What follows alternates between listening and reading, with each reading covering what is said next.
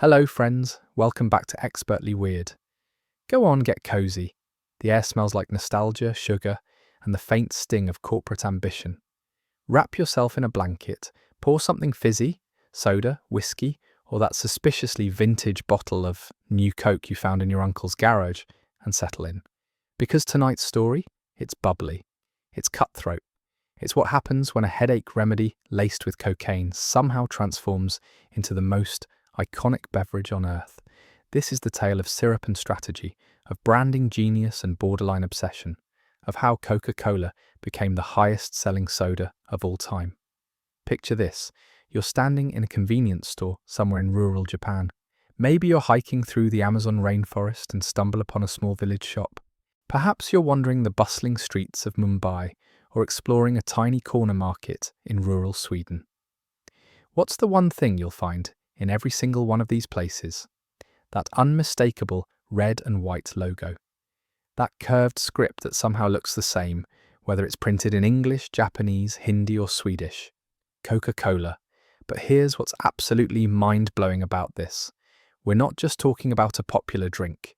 We're talking about the most recognized brand on planet Earth.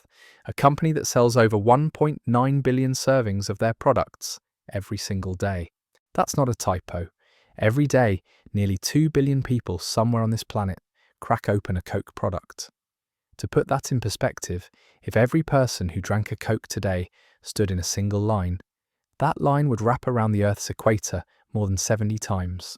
Yet this global empire, this fizzy phenomenon that generates over $38 billion in revenue annually, started with something that sounds absolutely ridiculous by today's standards. A pharmacist mixing mysterious ingredients in his backyard, trying to cure headaches and give people energy. No billion-dollar marketing campaigns, no celebrity endorsements, just a guy with a kettle, some syrup, and what would turn out to be the most profitable accident in business history. So how did a medicinal tonic brewed in someone's kitchen in Atlanta, Georgia, become the drink that's literally more recognizable worldwide than the word hello? How did Coca-Cola not just dominate the soda industry, but essentially create it? And what dark secrets, brilliant strategies, and pure dumb luck transformed a simple syrup into a cultural phenomenon that shaped everything from global politics to the way we think about advertising? The story you're about to hear isn't just about a soft drink. It's about how one company figured out how to bottle happiness, sell it to the world, and convince billions of people they couldn't live without it. It's a tale of accidental genius, ruthless business tactics, and marketing so powerful it literally changed human behavior on a global scale. But before we dive into the empire, we need to go back to where it all began. Back to a time when soda fountains were the height of luxury, when cocaine was perfectly legal, and when a Civil War veteran with a morphine addiction was about to stumble upon the recipe that would change everything. The year was 1886. Grover Cleveland was president. The Statue of Liberty had just been dedicated, and in Atlanta, Georgia, a 54-year-old pharmacist named John Stith Pemberton was desperately trying to reinvent his life. Pemberton wasn't your typical success story. He was a wounded Confederate veteran who had developed a serious morphine addiction after being slashed by a sword during the Battle of Columbus. Like many veterans of his era, he turned to patent medicines and tonics, hoping to find both financial success and personal relief from his demons. Now, here's where the story gets interesting. Pemberton had been experimenting with various concoctions for years. He'd already created something called Pemberton's French wine coca, which was basically wine mixed with cocaine and caffeine. Sounds insane by today's standards, but in the 1880s this was considered cutting-edge medicine. Cocaine was legal, caffeine was seen as medicinal, and wine was, well, wine. But then disaster struck. In 1885, Atlanta passed Prohibition laws. Suddenly Pemberton's wine-based tonic was illegal. He had to pivot fast or lose everything. So he did what any desperate entrepreneur would do. He started experimenting. In his backyard on Marietta Street, Pemberton began mixing and remixing ingredients in a three-legged brass kettle. He combined coca leaf extract which contained trace amounts of cocaine with cola nut extract for caffeine. He added vanilla, cinnamon, and a blend of other oils and spices that he kept secret. The result was a dark, syrupy liquid that tasted unlike anything else on the market. But here's the crucial part that most people don't know. Pemberton didn't set out to create a refreshing beverage. He was trying to make medicine. He believed his concoction could cure headaches, relieve exhaustion, and calm nerves. He called it a brain tonic and an intellectual beverage. The idea of mixing it with carbonated water to create a refreshing drink was almost an afterthought. The carbonation angle came from pure practicality. Soda fountains were becoming popular in pharmacies across America. They were seen as sophisticated, almost magical devices that could transform ordinary medicines into fizzy, palatable drinks.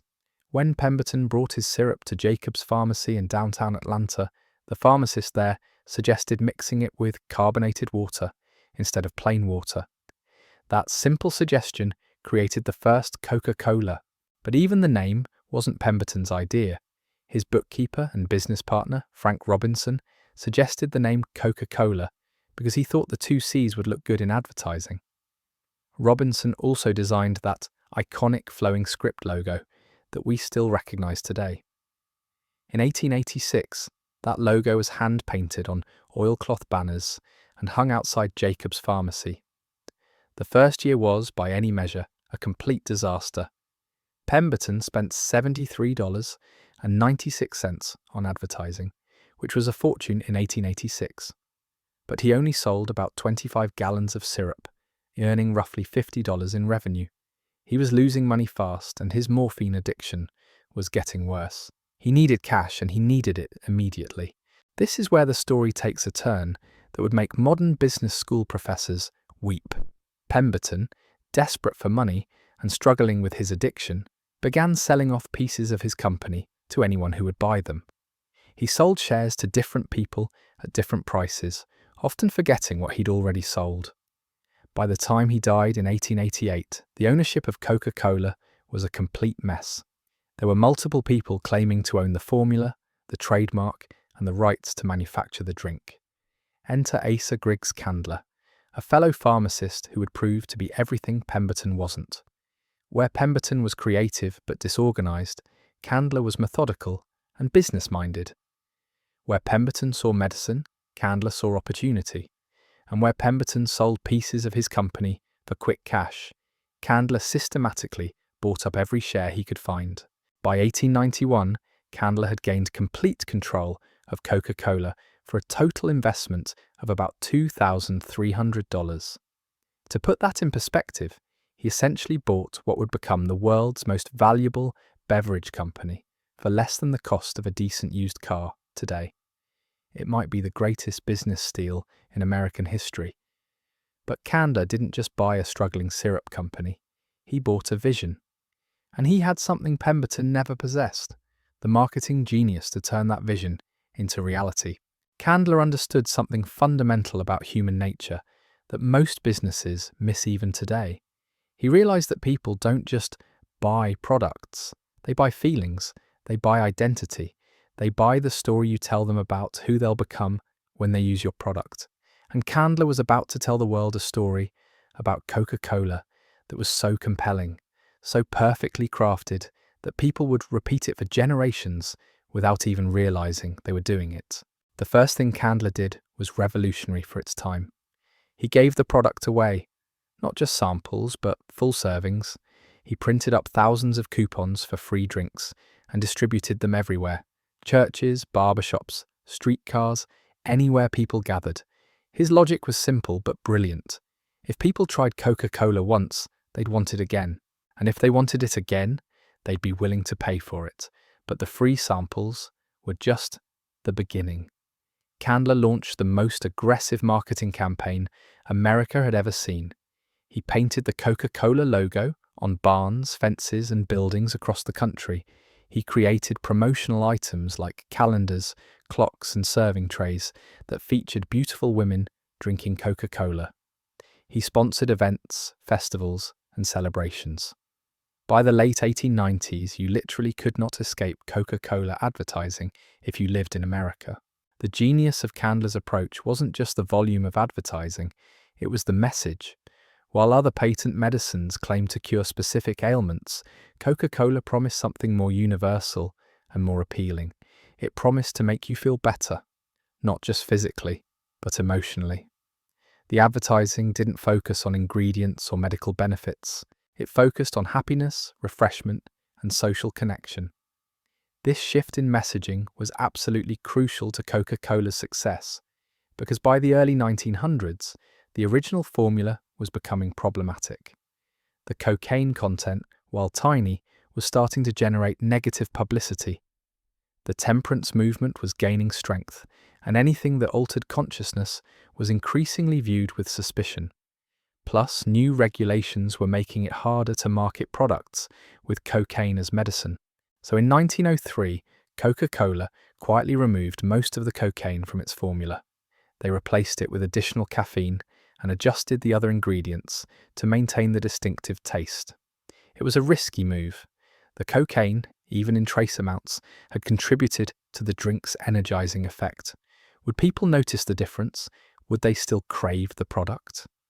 The answer was a resounding yes, and this taught the company a lesson that would guide their strategy for the next century. People weren't addicted to the cocaine in Coca-Cola. They were addicted to the experience of drinking Coca-Cola. The taste, the fizz, the ritual, the social connections, the advertising messages, all of these elements combined to create something much more powerful than any single ingredient. This realization led to what might be Candler's most important innovation. He began positioning Coca-Cola not as medicine, but as a lifestyle choice. The advertising started showing people drinking Coke at social gatherings, at work, during leisure activities. The message became clear. Coca-Cola wasn't something you took when you felt sick. It was something you enjoyed when you wanted to feel good.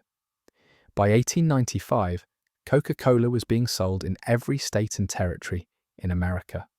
By 1900, the company was spending over $100,000 annually on advertising, an astronomical sum for the time. And by 1904, they were selling over 1 million gallons of syrup per year. But success brought new challenges. Competitors began creating knockoff products with names like Coca-Cola, Coca-Cola, and Cola-Coca. Some of these imitators were so blatant that they literally copied the Coca-Cola logo and advertising materials. The company was spending almost as much money on legal battles as they were on marketing. This problem would eventually lead to one of the most important decisions in Coca-Cola's history, a decision that would transform them from a regional American company into a global phenomenon. But it would also create the very competition that would challenge their dominance for decades to come. Because here's what most people don't realize about Coca-Cola's early success. They didn't just create a popular product, they created an entire industry. Every marketing technique they pioneered, every distribution method they developed, every psychological trigger they discovered would eventually be copied and refined by competitors. The very success of Coca-Cola would inspire the creation of Pepsi, Dr. Pepper, and dozens of other brands that would fight for their share of the market Coca-Cola had created. The stage was set for the greatest marketing war in business history. The legal battles were just the beginning of Candler's problems. By 1899, he was facing a crisis that would force him to make a decision that seemed brilliant at the time, but would later cost the company billions of dollars. Two Tennessee lawyers, Benjamin Thomas and Joseph Whitehead, walked into Candler's office with a proposal that sounded almost too good to be true. They wanted to buy the exclusive rights to bottle Coca-Cola across most of the United States. At the time, Coca-Cola was primarily sold as fountain syrup mixed with carbonated water at soda fountains. Bottling was seen as a minor sideline, something that might generate a little extra revenue, but would never compete with the elegant experience of drinking from a glass at a proper soda fountain. Candler thought these two lawyers were either crazy or desperate. Who would want to drink Coca-Cola from a bottle when they could get it fresh from a fountain?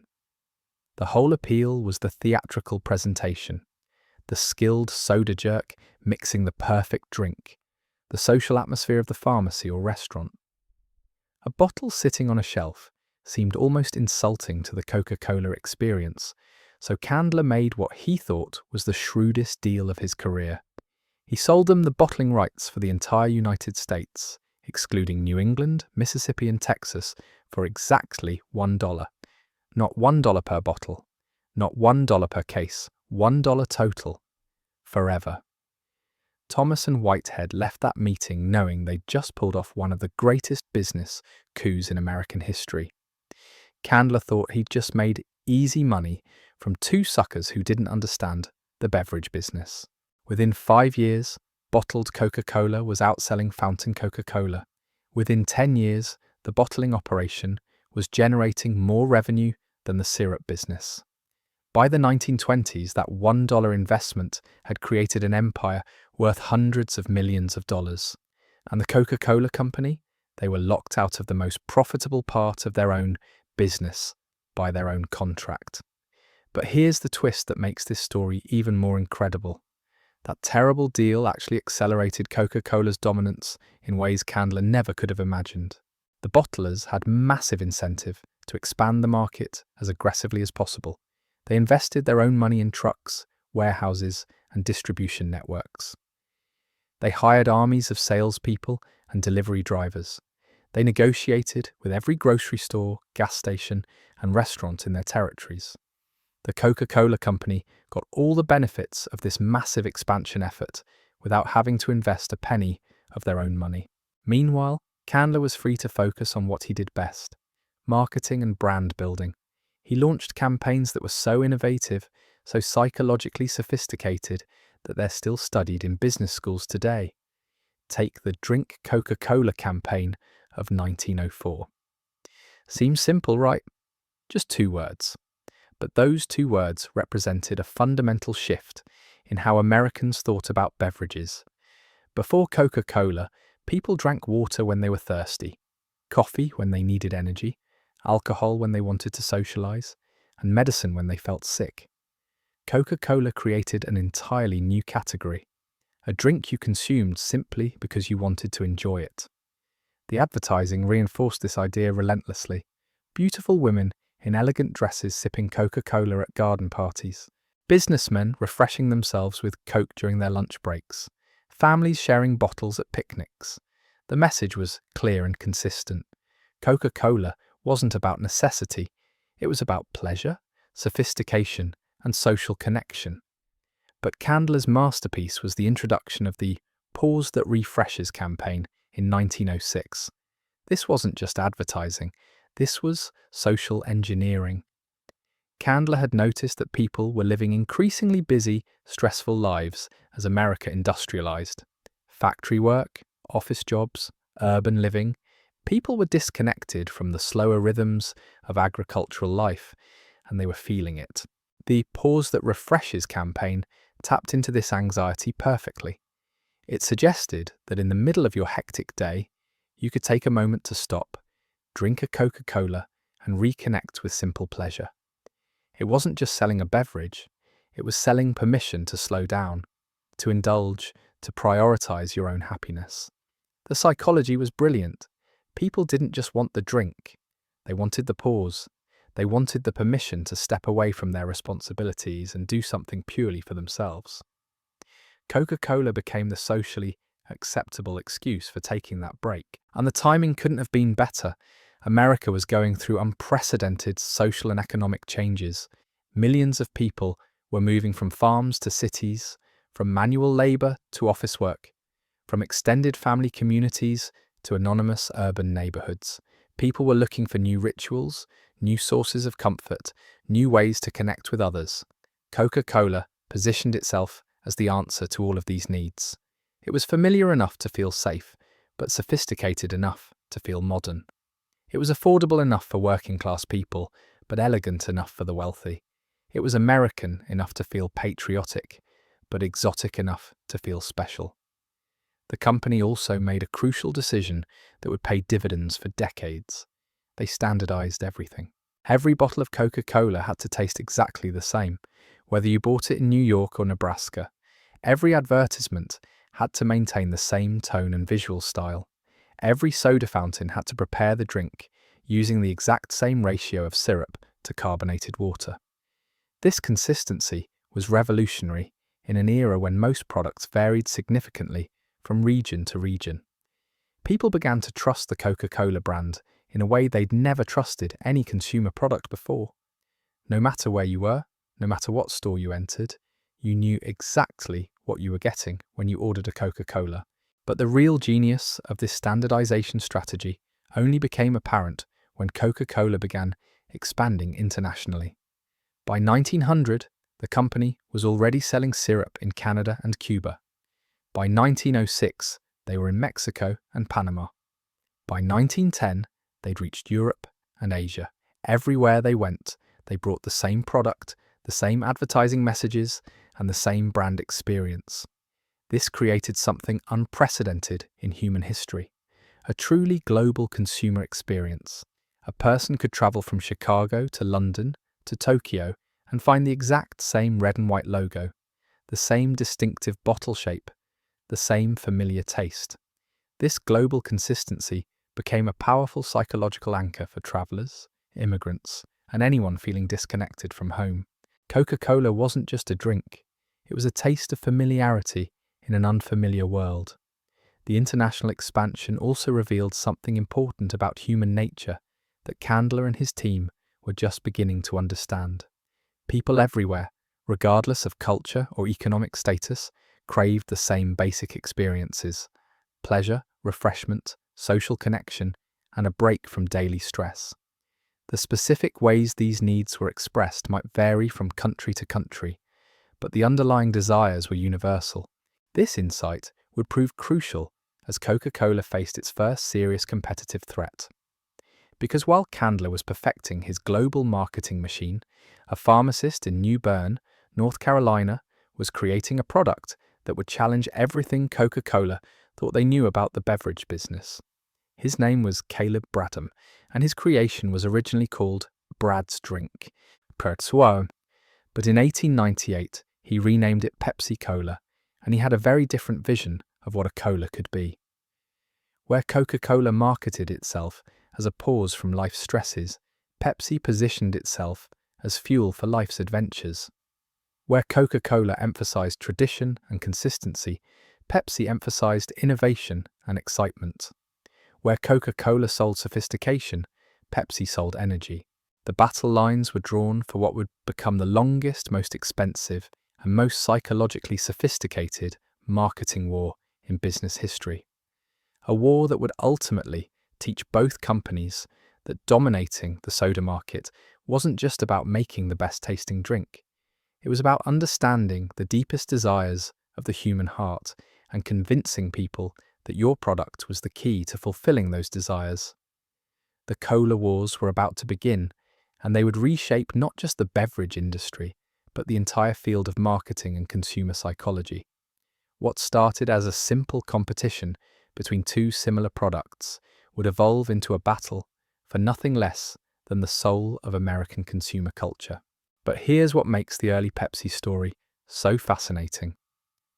Bradham wasn't just copying Coca-Cola, he was learning from their mistakes and exploiting their weaknesses.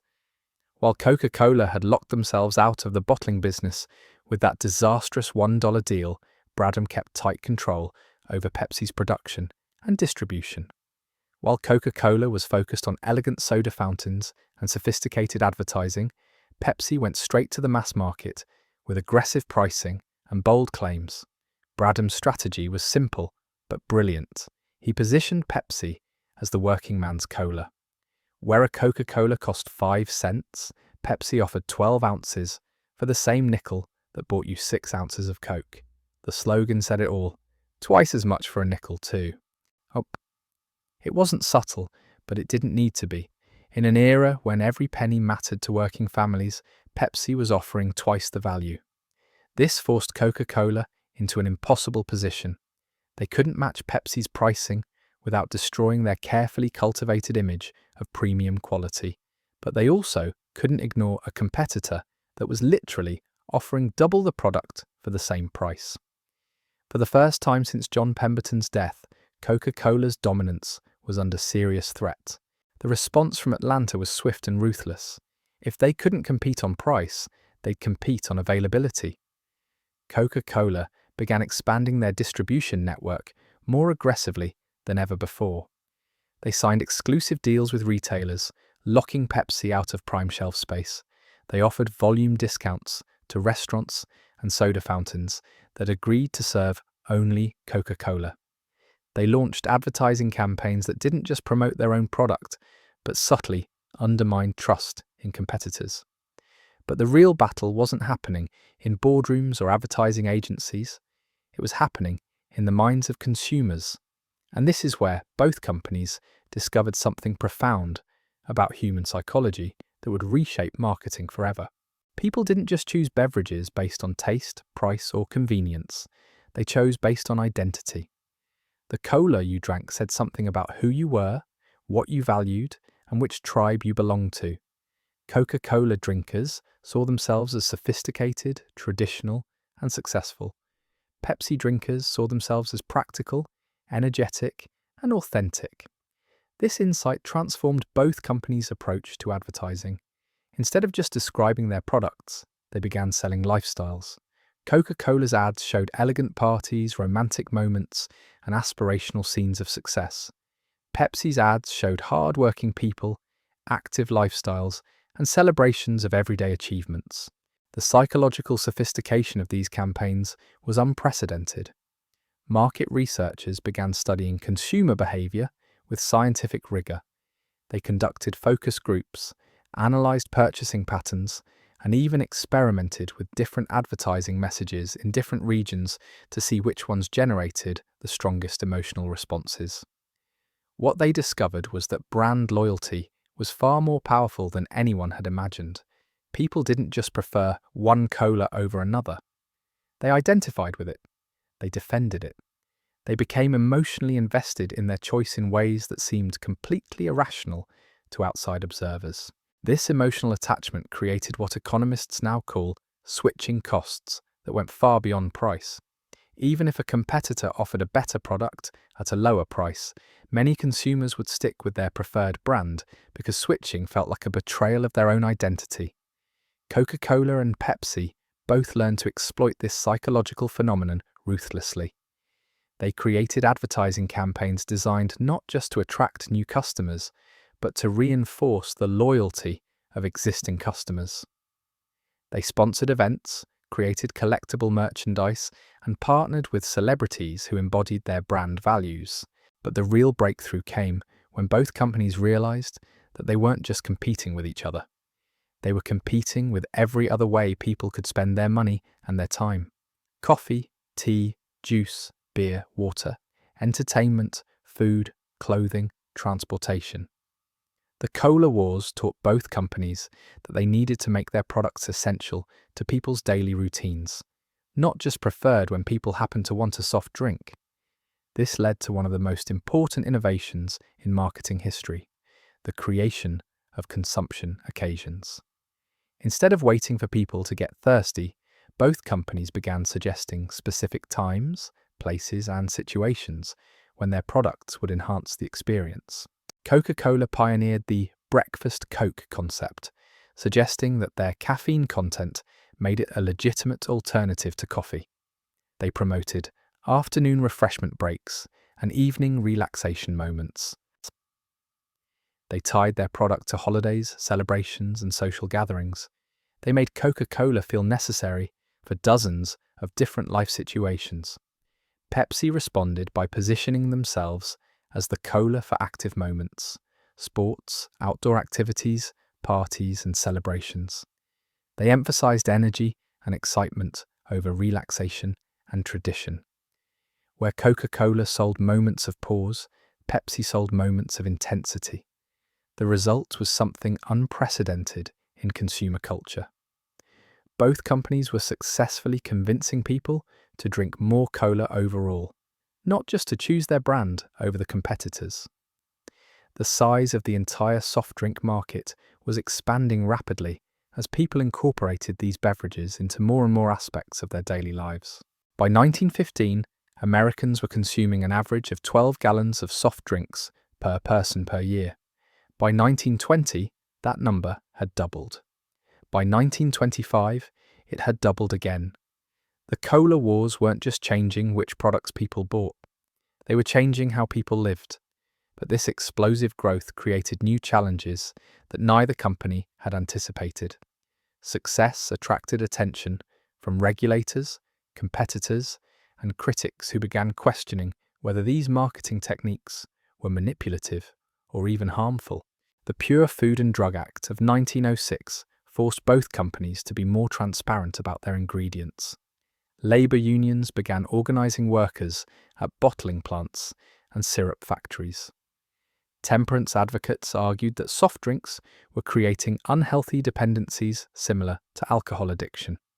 Most seriously, the federal government began investigating whether Coca-Cola's exclusive distribution deals and aggressive competitive tactics violated antitrust laws. The company that had once been celebrated as an example of American entrepreneurial success was now being scrutinized as a potential monopoly. This government attention forced Coca-Cola to become more sophisticated about how they competed. They couldn't simply crush competitors through brute force anymore. They had to outmaneuver them through superior strategy, better execution, and more compelling messaging. The solution they developed would become the template for corporate dominance in the 20th century. Instead of trying to eliminate competition, they would focus on making competition irrelevant. They would build such strong brand loyalty, such extensive distribution networks, and such powerful marketing capabilities that competitors couldn't meaningfully challenge their position even if they offered superior products. This strategy required massive investments in three key areas. First, they had to perfect their supply chain to ensure consistent quality and availability everywhere their product was sold. Second, they had to develop marketing capabilities that were so advanced, so psychologically sophisticated that competitors couldn't match them even with larger budgets. Third, they had to create a corporate culture that could maintain these advantages over decades, not just years. The supply chain challenge was enormous. Coca-Cola was now selling their product in thousands of cities across multiple countries.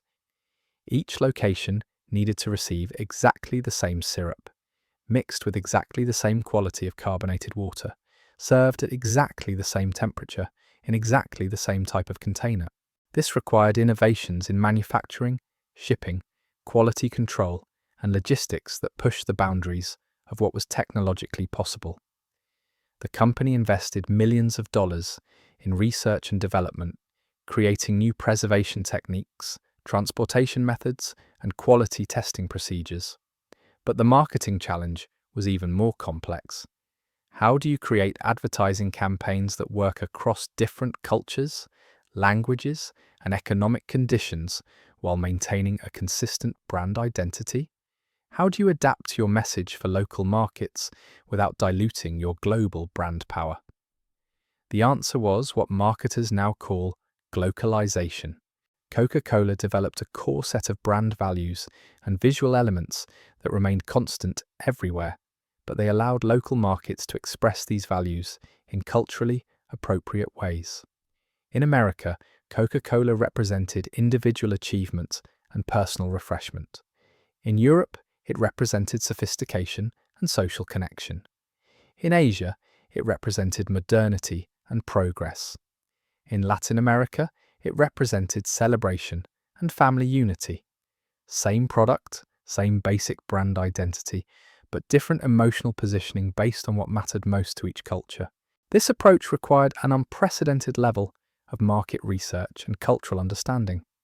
Coca-Cola began hiring anthropologists, psychologists, and sociologists to study consumer behavior in different markets.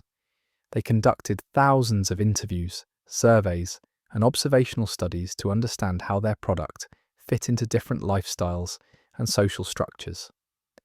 What they discovered was that successful global marketing wasn't about finding universal human truths.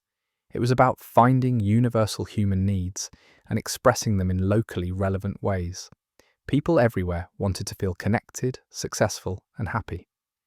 But the specific symbols, stories, and experiences that triggered these feelings varied dramatically from culture to culture. This insight would prove crucial as Coca-Cola faced its next major challenge: the arrival of World War I and the complete disruption of international trade, supply chains, and consumer behavior. The war would test everything the company had built over the previous 3 decades. It would force them to innovate in ways they never imagined, and it would ultimately provide them with the opportunity to achieve something no consumer brand had ever accomplished before: true global ubiquity. Because while other American companies saw the war as an obstacle to international expansion, Coca-Cola saw it as the greatest marketing opportunity in human history. They were about to discover that nothing builds brand loyalty quite like shared hardship, and nothing creates global demand quite like American soldiers carrying your product to every corner of the world. When World War I erupted in 1914, most American businesses battened down the hatches and waited for the storm to pass. International shipping was dangerous, foreign markets were in chaos, consumer spending was shifting toward necessities. The smart money said to focus on the domestic market and ride out the turbulence. Asa Candler saw something different. He saw millions of American soldiers about to be deployed to places most Americans had never heard of. Places where Coca-Cola had little or no presence, places where those soldiers would be homesick, exhausted, and desperate for anything that reminded them of home. The company made a decision that seemed insane to Wall Street observers. Instead of cutting back on international operations, they would expand them. Instead of reducing production, they would increase it. Instead of waiting for the war to end, they would use the war as the ultimate product placement opportunity. Working with the US military, Coca-Cola arranged to have their syrup shipped to American bases and field hospitals around the world. They trained military personnel to mix and serve the drinks properly. They donated equipment and supplies to ensure that soldiers could get ice-cold Coca-Cola even in the trenches of France or the deserts of the Middle East. This wasn't just good marketing, it was brilliant psychology. Soldiers facing death and destruction didn't want another energy drink or medical tonic. They wanted a taste of home. They wanted something that reminded them of soda fountains in small-town America, of dates with sweethearts, of simpler times when their biggest worry was whether to spend their nickel on candy or a Coke. The emotional impact was immediate and profound. Letters home from soldiers consistently mentioned how much it meant to them to find Coca-Cola in unexpected places. These weren't paid testimonials or marketing copy. These were genuine expressions of gratitude from young men who were risking everything for their country. But the real genius of the strategy became apparent after the war ended. Those soldiers returned home as walking advertisements for Coca-Cola. More importantly, they had introduced the product to millions of people in dozens of countries who had never tasted it before. Local civilians who worked on military bases, allied soldiers from other nations, even some enemy prisoners of war had been exposed to the distinctive red and white brand. When the armistice was signed in 1918, Coca-Cola found themselves with established demand in markets they had never formally entered. People in remote villages in France were asking for the American cola, or or. Entrepreneurs in Italy were trying to reverse engineer the formula. Distributors in Australia were placing orders for syrup shipments. The war had accomplished something that decades of conventional international expansion could never have achieved. It had made Coca-Cola a symbol of America itself. Not just American business success, but American values, American optimism, and the American way of life. This symbolic power became incredibly valuable during the 1920s economic boom. America was ascendant on the world stage. American culture, from jazz music to Hollywood movies, was becoming globally influential. American products were seen as modern, sophisticated, and desirable. Coca-Cola rode this wave of American cultural dominance brilliantly. They positioned themselves not just as a beverage, but as a liquid embodiment of the American dream. Their advertising began featuring increasingly elaborate celebrations of American life. Baseball games, 4th of July picnics, high school graduations, romantic dates at soda fountains. The message was subtle but powerful. Coca-Cola wasn't just something Americans drank. It was something that made you feel American.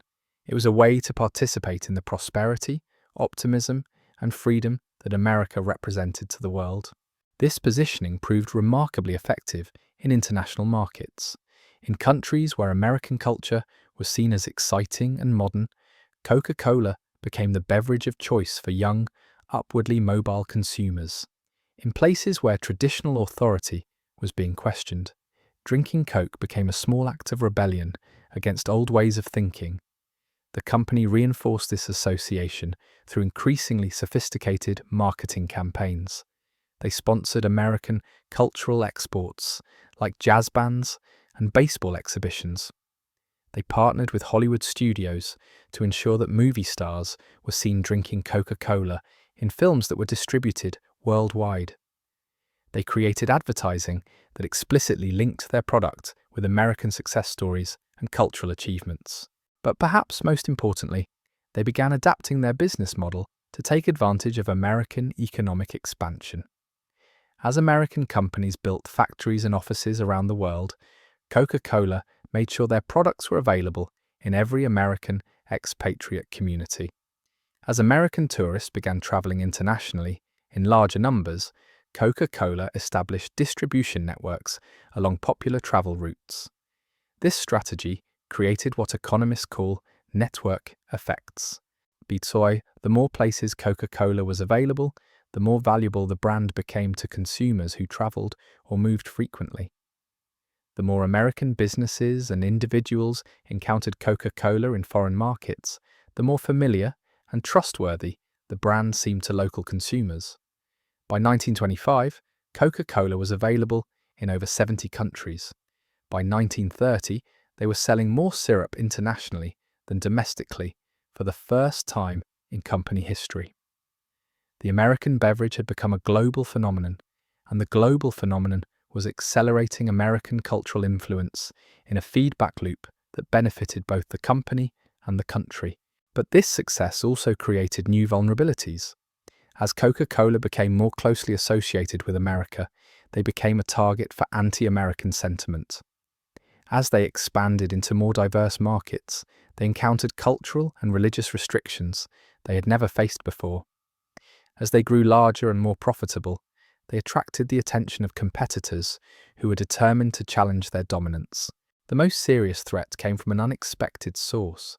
Not another American company trying to copy their formula, but foreign governments that viewed Coca-Cola's success as a form of cultural imperialism.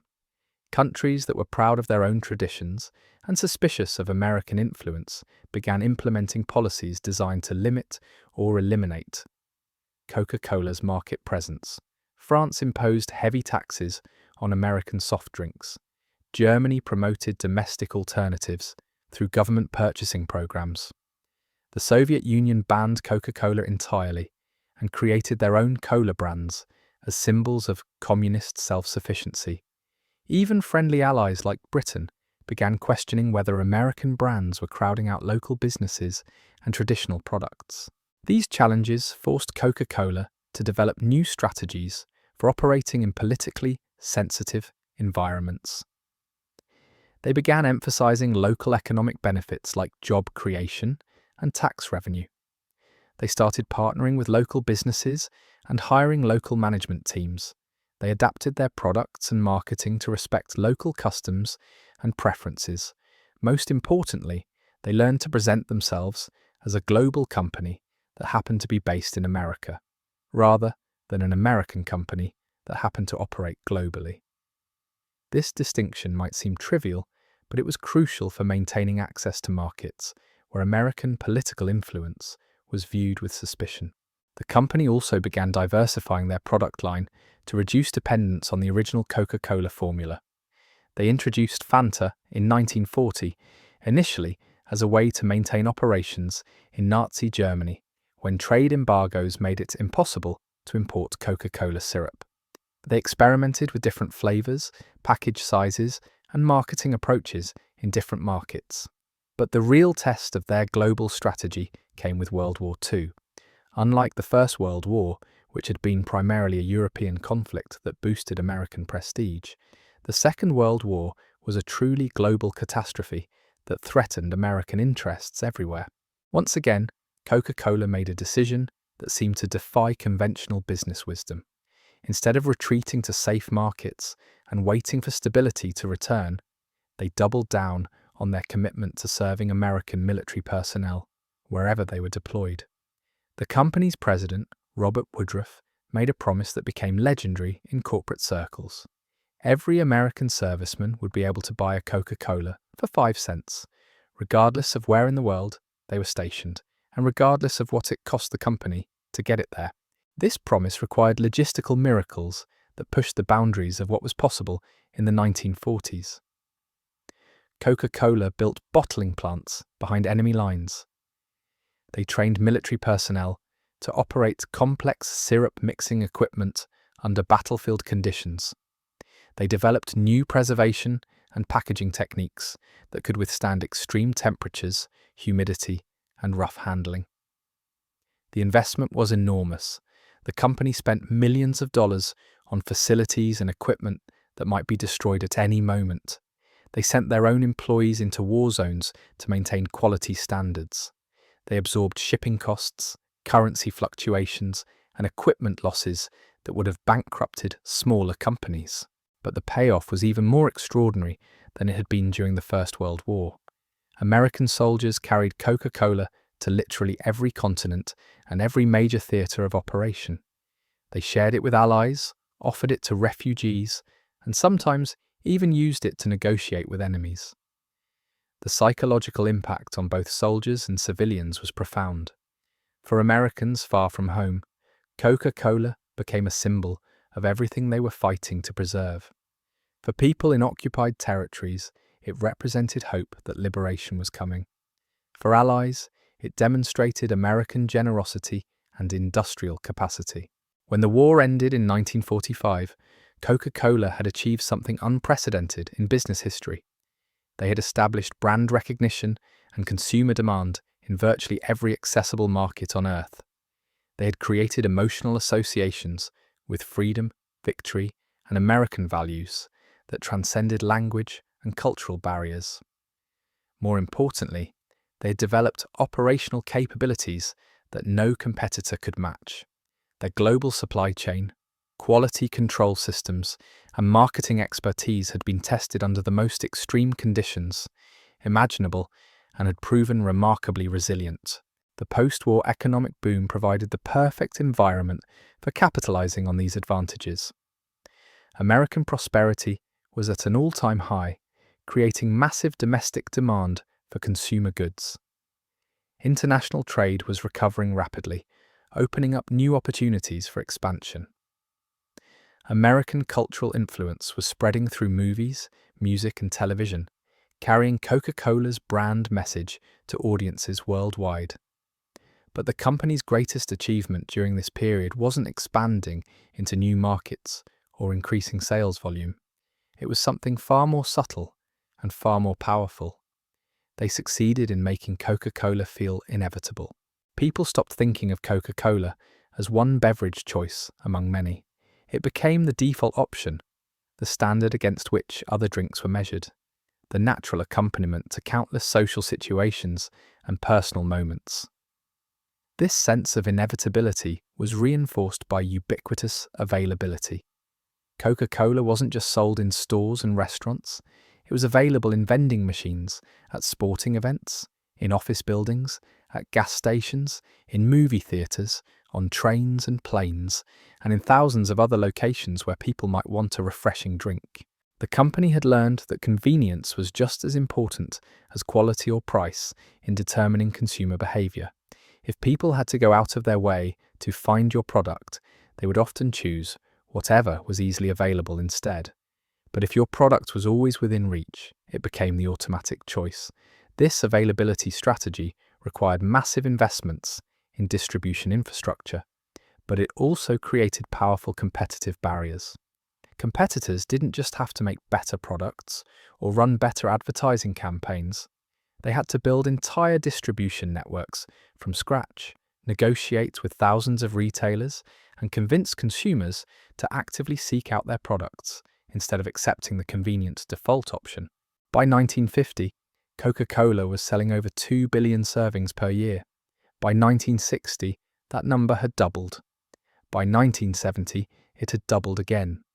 The company wasn't just growing with the market, they were expanding the market by making soft drink consumption a normal part of daily life for hundreds of millions of people. But this explosive growth also attracted the attention of a new generation of competitors who understood that the real battle wasn't about creating better tasting colas, it was about challenging Coca-Cola's psychological dominance and cultural positioning. The next phase of the cola wars was about to begin, and it would be fought with weapons that made the early price competition look like a playground disagreement. The stage was set for the most sophisticated marketing battle in business history. A battle that would ultimately teach the world that in mature consumer markets, success isn't determined by product superiority or operational efficiency. It's determined by who can most effectively shape consumer perceptions, emotions, and identity. So there you have it. From a morphine-addicted pharmacist mixing syrup in his backyard to the most recognizable brand on planet Earth.